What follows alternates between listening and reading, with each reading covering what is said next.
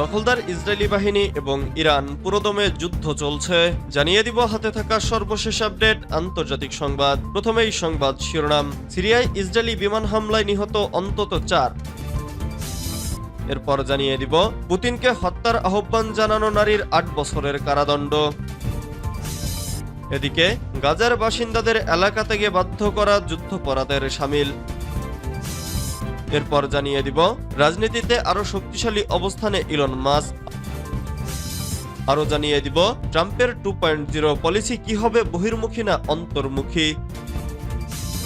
সর্বশেষ জানিয়ে দিব বাইডেনকে যুদ্ধাপরাধী ঘোষণা মার্কিন সংস্থার। এতক্ষণ শুনছিলেন সংবাদ শিরোনাম, এবারে বিস্তারিত। তবে অনুরোধ থাকবে ভিডিওটিতে একটি লাইক করবেন এবং কমেন্ট করে জানিয়ে দিবেন কোন জেলা থেকে আপনি আমাদের এই ভিডিওটি দেখছেন। গাজার বাসিন্দাদের এলাকা থেকে বাধ্য করা যুদ্ধাপরাধের শামিল। ফিলিস্তিনিদের গাজা থেকে বাধ্য করাকে যুদ্ধাপরাধের শামিল বলে মন্তব্য করেছে নিউ ইয়র্ক ভিত্তিক আন্তর্জাতিক মানবাধিকার সংগঠন হিউম্যান রাইটস ওয়াচ। বৃহস্পতিবার এ নিয়ে একটি প্রতিবেদন প্রকাশ করে সংস্থাটি। খবর রয়টার্সের। প্রতিবেদনে বলা হয়েছে গাজার বাসিন্দাদের জোরপূর্বক বাস্তুচ্যুত করার মধ্যে দিয়ে ইসরায়েলি বাহিনীর কর্মকর্তারা যুদ্ধাপরাধ করছেন। এইচআরডব্লিউ এ সংক্রান্ত তথ্য প্রমাণ জোগাড় করেছে।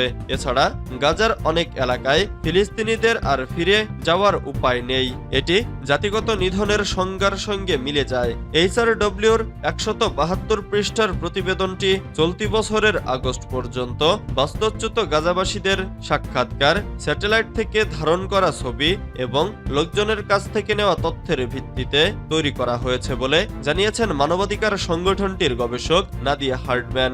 জাতিসংঘের দেয়া তথ্য মতে 2023 সালের 7 অক্টোবর গাজায় যুদ্ধ শুরু হয়। এর আগে উপত্যকাটিতে 2,40,00,000 মানুষের বসবাস ছিল। তখন থেকে 2024 সালের অক্টোবর পর্যন্ত 1,90,00,000 মানুষ বাস্তুচ্যুত হয়েছে। সিরিয়ায় ইসরায়েলি বিমান হামলায় নিহত অন্তত 4। সিরিয়ার রাজধানী দামেস্কের উপকণ্ঠে বিমান হামলা চালিয়েছে ইসরায়েলি সামরিক বাহিনী। দামেস্কের 2টি আবাসিক ভবন লক্ষ্য করে চালানো এই হামলায় অন্তত 4 জন নিহত ও আরো কয়েকজন আহত হয়েছেন। বৃহস্পতিবার ইসরায়েলের সামরিক বাহিনী দামেস্কের মাজ্জেহ জেলায় এই হামলা চালিয়েছে বলে সিরিয়ার রাষ্ট্রায়ত্ত বার্তা সংস্থা সানা জানিয়েছে। ব্রিটেন ভিত্তিক সিরীয় পর্যবেক্ষক সংস্থা Syrian observatory for human rights বলছে দামেস্কের মাজেহ জেলার একাধিক আবাসিক ভবনে ইসরায়েলি হামলায় 4 জন নিহত হয়েছেন।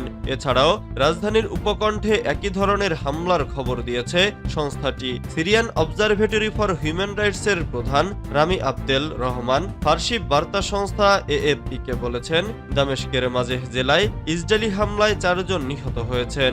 একই দিনে সিরিয়ার কোচ্ছা এলাকাতেও বিমান হামলা চালিয়েছে ইসরায়েলি বাহিনী। তবে সিরিয়ার রাষ্ট্রীয় গণমাধ্যম বলছে আবাসিক ভবনে ইসরায়েলি হামলায় কয়েকজন নিহত হয়েছেন। তবে এই হামলায় কতজন প্রাণ হারিয়েছেন তাৎক্ষণিকভাবে তা জানা যায়নি। ইসরায়েলি সেনাবাহিনী নিয়ন্ত্রিত রেডিও জানিয়েছে দামেস্কে ফিলিস্তিনি গোষ্ঠী ইসলামিক জিহাদের সদর দপ্তর ও তাদের অন্যান্য স্থাপনাকে লক্ষ্যবস্তু করে হামলা চালানো হয়েছে। ইসরায়েল গত কয়েক বছর ধরে সিরিয়ায় ইরান সংশ্লিষ্ট বিভিন্ন লক্ষ্যবস্তুতে হামলা চালিয়ে আসছে। তবে গত বছরের 7 অক্টোবর গাজায় হামাসের সাথে যুদ্ধ শুরু হওয়ার পর সিরিয়ায় হামলা বাড়িয়েছে ইসরায়েল। পুতিনকে হত্যার আহ্বান জানানো নারীর 8 বছরের কারাদণ্ড। রাশিয়ার প্রেসিডেন্ট ভ্লাদিমির পুতিনকে হত্যার আহ্বান সহ অনলাইনে যুদ্ধবিরোধী মন্তব্য পোস্ট করার জন্য এক নারীকে 8 বছরের কারাদণ্ড দেয়া হয়েছে। বৃহস্পতিবার মস্কোর একটি সামরিক আদালত 43 বছর বয়সী ওই নারীকে এই দণ্ড দিয়েছেন। মস্কো ভিত্তিক থিয়েটারের পরিচালক এবং 2 সন্তানের মা আনাস্তাসিয়া বেজেরিন ইস্কায়াকে 2টি যুদ্ধকালীন স্পন্সরশিপ আইনের জন্য দোষী সাব্যস্ত করা হয়েছে।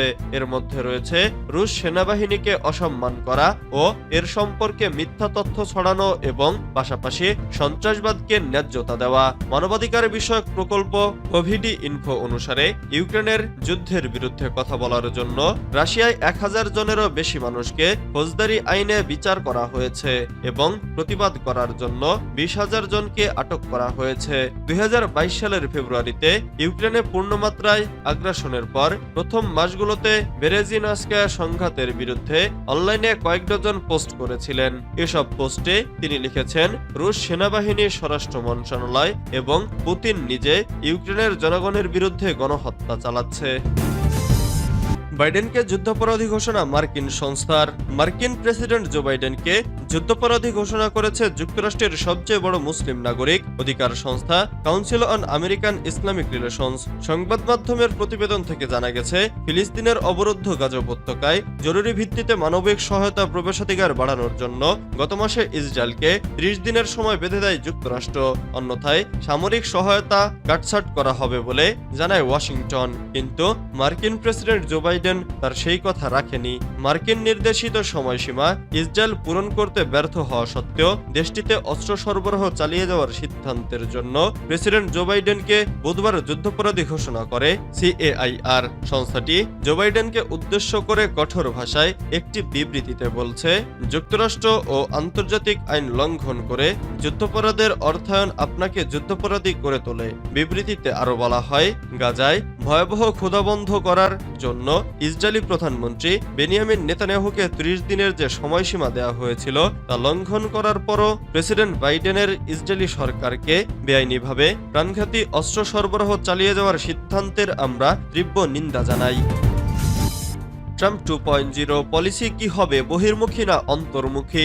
সব জল্পনা কল্পনা তুড়ি মেরে উড়িয়ে যুক্তরাষ্ট্রের 47তম প্রেসিডেন্ট নির্বাচনে আরেকটা ভূমিধস জয় পেয়েছেন ডোনাল্ড ট্রাম্প। হোয়াইট হাউসে ডোনাল্ড ট্রাম্পের প্রত্যাবর্তন মার্কিনীদের একাংশকে খুশি করলেও শঙ্কা তৈরি করেছে আন্তর্জাতিক বিশ্বে, বিশেষ করে আমেরিকার অবন্ধু রাষ্ট্রগুলোকে।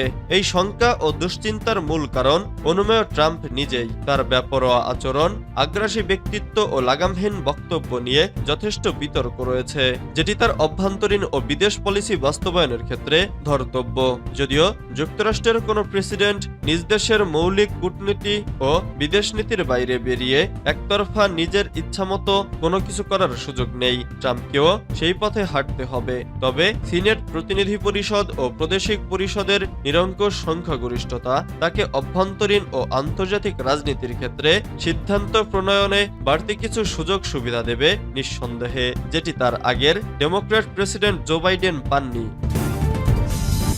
রাজনীতিতে আরো শক্তিশালী অবস্থানে ইলন মাস্ক। মার্কিন প্রেসিডেন্ট নির্বাচনে ডোনাল্ড ট্রাম্পের প্রতি ইলন মাস্কের অকুণ্ঠ সমর্থনের পুরস্কার হিসেবে তাকে প্রশাসনের এক গুরুত্বপূর্ণ পদে নিয়োগ দেওয়া হয়েছে।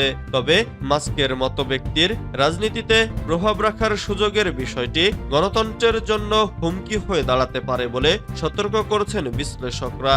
গাড়ি নির্মাতা টেসলা, সামাজিক যোগাযোগ মাধ্যম এক্স ও মহাকাশ সংস্থা স্পেসএক্স সহ বিশ্বের কয়েকটি বিশিষ্ট প্রযুক্তি সংস্থার মালিক ইলন মাস্ক মঙ্গলবার 12 নভেম্বর বিকেলে ট্রাম্প মাস্ককে একটি বিভাগের প্রধান হিসেবে নিয়োগ দেওয়া প্রসঙ্গে এক ঘোষণায় বলেন, সরকারি ব্যয় আমলাতন্ত্র ও নিয়ন্ত্রণ করানোর উদ্দেশ্যে একটি নতুন সরকারি দক্ষতা বিভাগ গঠন করা হবে। তবে এই নতুন সংস্থার সঠিক অবস্থান এখনো স্পষ্ট নয়, কারণ এটি স্পষ্টতই একটি সরকারি বিভাগ হবে না। তবে স্বাভাবিকভাবেই এই নিয়োগ ইলন মাস্ককে সরকারি নীতির উপর প্রভাব বিস্তার করতে পর্যাপ্ত ক্ষমতা দিয়েছে, যদিও ডিওজিই এর কর্মপরিকল্পনা সম্পর্কে খুব কম জানা গেছে।